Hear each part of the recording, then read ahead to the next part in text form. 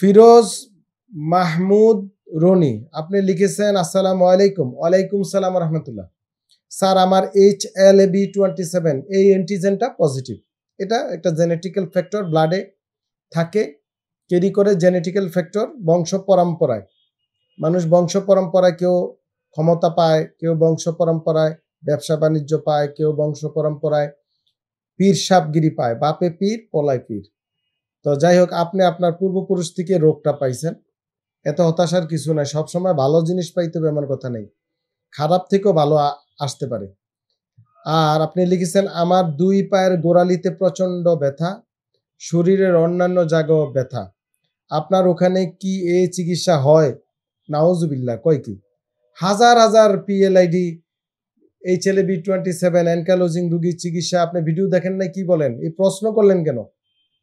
প্রচুর রোগী এখানে, তো এই রোগেরই তো আমরা তো এই রোগেরই চিকিৎসা করি।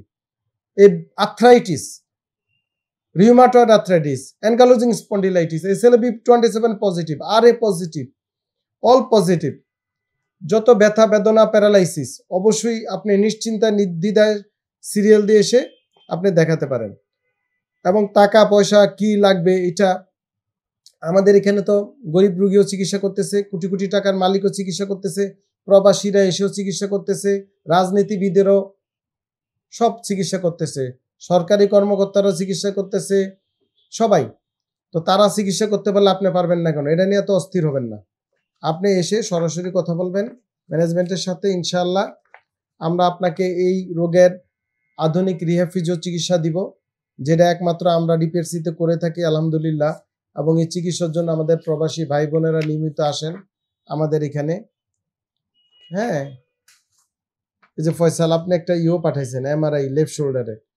ও ভালো কথা, আপনাকে একটা কথা বলি, আপনি সবসময় নরম বালিশে ঘুমাবেন, পাতলা বালিশে, খালি পায়ে হাঁটবেন না, সবসময় নরম চপ্পল পন্স, ঘরের মধ্যে পন্স ব্যবহার করবেন, কারণ ঘরের মধ্যে তো কোনো মাটিও নাই, ঘাসও নাই।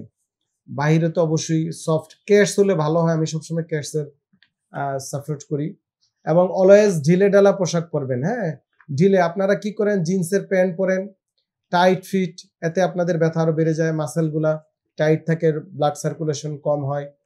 আপনারা সবসময় ঢিলে ঢালা পোশাক পরবেন, ইসলামিক পোশাক, এবং ডাক্তারি পোশাক হচ্ছে ঢিলে ঢালা পোশাক। ডিপিআরসি লিমিটেড, আস্থা, বিশ্বাস ও নির্ভরতায় অবিচল।